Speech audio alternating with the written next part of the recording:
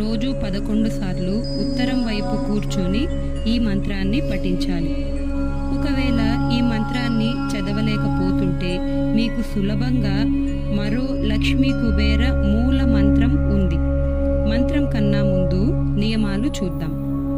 ఒక బుధవారం రోజైనా లేదా ఒక శుక్రవారం రోజైనా జపం చేయడం ప్రారంభించాలి.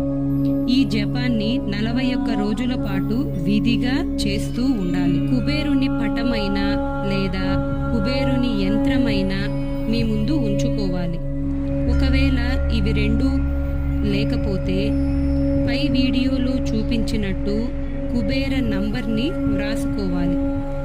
ఇలా వ్రాసుకునే ముందు ఏ సంఖ్య నుంచి ప్రారంభించాలనేది అక్కడ కింద పెన్సిల్తో ఉంది. జాగ్రత్తగా గమనించి అదే క్రమ పద్ధతిలో ఆ గల్లను నింపండి. ఇక మీ దగ్గర